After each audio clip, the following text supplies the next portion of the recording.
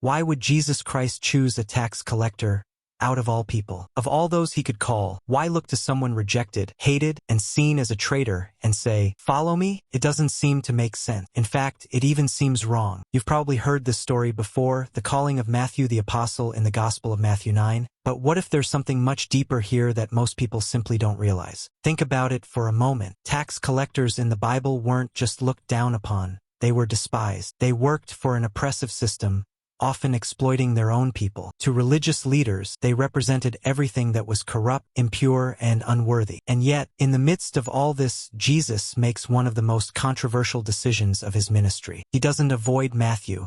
He doesn't condemn him. He chooses him. Why?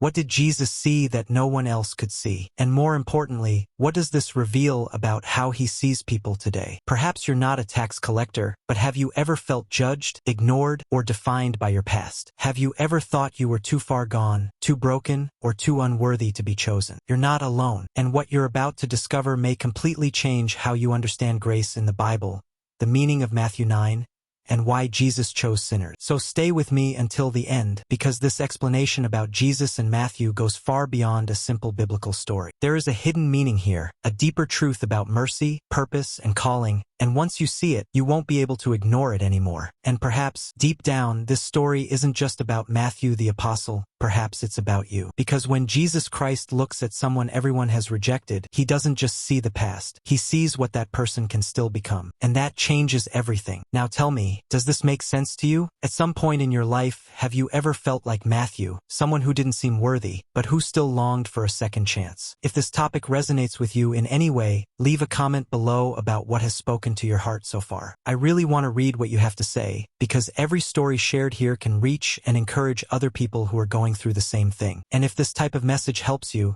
if it makes you reflect or even see your own life in a different way, don't forget to like the video. It may seem simple, but it helps much more than you imagine. That's how this content reaches more people who might need exactly this message today. And if you want to continue exploring these deeper meanings, these gestures and attitudes of Jesus that almost no one notices, subscribe to the Jesus Beyond Words channel. Because here we go beyond the obvious, seeking to understand what truly transforms. Your participation here is what makes this channel grow and reach more people with this type of content. And what comes next may show you something even more surprising about this choice that, at first glance, seemed to make no sense at all. To understand the impact of this choice, you need to see the real context behind this moment. When we talk about Matthew the Apostle in the Gospel of Matthew 9, we're not just talking about an ordinary man following his profession. We're talking about someone who, in the mindset of the time, represented everything that was wrong within society itself. Tax collectors worked for the Roman Empire, the same system that oppressed the Jewish people. But it wasn't just that. Many of them collected more than they should have, enriching themselves at the expense of others' suffering. It was a conscious decision, a choice, and this created a profound rupture, not only economic, but emotional and spiritual. They were seen as traitors, people who had abandoned their own identity for personal gain. Think about the impact of that. It wasn't just about money, it was about broken trust, about a destroyed reputation, about an image that could hardly be restored. To the people, Matthew wasn't just a sinner, he was someone who had sold out his own nation, someone who crossed a line that few would dare to cross. And once on that side, there was no easy way back. And this is where the story begins to take on even greater weight. Because when we look at this type of choice,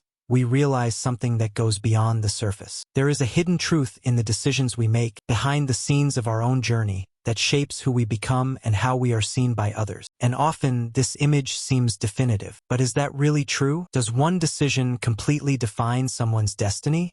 Or is there something bigger happening behind the scenes, something that hasn't yet been revealed? Comment below. This makes sense to me. Imagine the scene unfolding before your eyes. Jesus Christ walking, people around him, judgmental stares, and then he stops. Not before someone respected, not before someone admired, but before Matthew the Apostle, seated at the tax collector's booth, at the center of everything that symbolized rejection. Now consider the silence of that moment. No discussion, no explanation, no demands. Jesus simply looks, and that look carries something that no one else there could see. While everyone saw a traitor, someone marked by wrong decisions and a destroyed reputation, Jesus sees beyond. He sees something behind the scenes of that life, something that had not yet been revealed. And then comes the call. Simple, direct, without beating around the bush. Follow me. No test, no conditions, no list of mandatory changes beforehand. There's no approval process, no when you improve, then come. There's only an invitation, and that completely breaks human logic. Because in our mindset, first comes transformation, then acceptance. But here, the order is reversed. First comes the call, then everything else. Do you realize the impact of this? This isn't just an unexpected choice. It's a complete redefinition of how we perceive value, purpose, and identity. It's as if Jesus were saying that the starting point isn't someone's past, but what can still be built. And this truth changes how we understand our own decisions, our mistakes, and even the weight we carry from our history. Because deep down, we all have areas we'd rather hide, decisions that shaped our path and created an image that's hard to break. But what if there's something beyond that? What if there's a possibility that no one has yet seen, but that has already been glimpsed? Jesus saw something that no one else could see. And this raises a question that starts to stir everything up inside. Write this down. I'm on this journey too. Not only the shock of seeing Matthew the Apostle chosen, but the scandal it provokes in everyone around. The scene changes, the atmosphere changes, and the tension begins to grow. Jesus Christ is now at the table, and not with people considered righteous, but with those who were labeled as sinners, rejected, unwanted. And that's where the voices representing the dominant mentality emerge. The Pharisees, observing everything from the outside, question, why does he eat with sinners? But this question isn't just curiosity, it's judgment. It's an attempt to expose an inconsistency, to confront an attitude that, in their logic, simply shouldn't exist. Because, for them, proximity meant approval, and someone like Matthew didn't deserve that. Now stop and think honestly. If you were there, seeing all this happen, what would your reaction be? Would you accept this choice without questioning? Or would you somehow feel that it wasn't right? This is an uncomfortable question because it directly touches on our own mentality, our criteria, and the decisions we make when judging others. There is a silent, yet extremely powerful conflict here. On one side, human justice based on merit, history, and behavior. On the other, a mercy that seems to ignore all of that and act completely outside the norm. And this tension reveals something profound about how we perceive value, about how we measure who deserves a second chance and who doesn't. Behind the scenes of this story, it's not just the reaction of religious people. A hidden truth about the human heart is being exposed. An internal struggle between what we've learned to consider right and that which completely defies this logic. And when this structure begins to be challenged, something within us also begins to be questioned. Comment below, this really affected me. It is precisely here that the truth begins to reveal itself more clearly, almost as if everything we have seen so far is only the surface of something much greater. When Jesus Christ chooses Matthew the Apostle, he is not just making an unexpected decision. He is revealing a principle that completely changes how we understand transformation, purpose, and identity. The common mentality has always been, first you change, then you are accepted. First you prove you deserve it, then you receive an opportunity. But here, that logic is broken. Jesus reverses that order in a way that challenges everything that seems safe or predictable. He doesn't choose the perfect. He doesn't look for those who are already ready. He chooses the unlikely, those no one would bet on, those who carry a difficult history, questionable decisions, and a practically irreversible reputation. And this reveals something profound, a hidden truth that often goes unnoticed. Grace comes before change. Not as a reward, but as a starting point. Not as a consequence, but as an origin. And this changes everything, because it removes the burden of trying to deserve and focuses on something much greater, purpose. Jesus didn't call Matthew because he was worthy. He called him to make him worthy. This phrase carries a silent but powerful impact, because it shows that someone's worth is not tied to the past, nor limited by decisions that have already been made. There is something happening behind the scenes, an invisible construction, a journey being shaped from a perspective that sees beyond the present. And when you start to realize this, something changes inside you too. The way you see yourself, how you interpret your mistakes, how you understand your own choices, everything starts to be repositioned. Because maybe the question was never about who you were, but about who you can still become. And this opens the door to even deeper reflection. Write this down. Grace above all. There comes a point where this story stops being just about Matthew the Apostle and starts becoming something personal. Something that directly touches your own journey, your decisions, your mindset, and even those parts of your life that you might prefer to hide. Because the question that remains is no longer about Matthew's past. It's about yours. What if you are the Matthew in this story? What if, in some way, you also carry choices that have marked you, situations that have shaped how you see yourself and even how you believe others see you? That feeling of not being enough, of not being ready,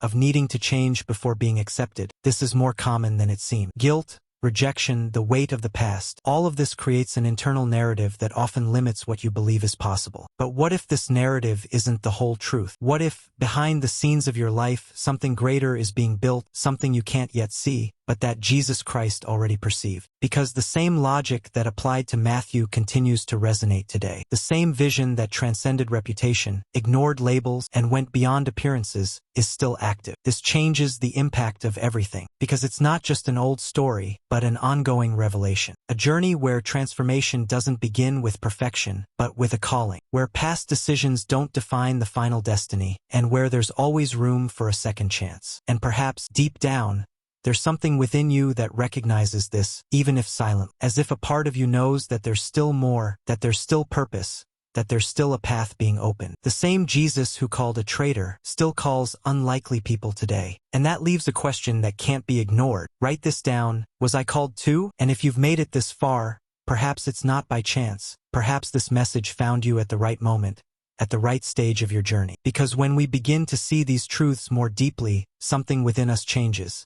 Not from the outside in, but from the inside out. If this kind of reflection resonates with you, if you enjoy exploring details that go beyond the obvious and reveal teachings that many people overlook, then it's worth subscribing to the Jesus Beyond Words channel. The idea here is precisely to continue bringing this type of content that provokes, questions, and at the same time transforms the way we see all of this. And since you stayed until the end, comment below, "This message was for me," just so I know who really walked this path with me in this reflection. If at any point in this video you felt something resonated with you, made you think differently, or even look at yourself in a new way, please leave a like. This helps this type of content continue reaching those who need to hear exactly that. And there's a video over here that complements everything we've talked about. Click on it and continue with me there, because this journey still has much more to reveal.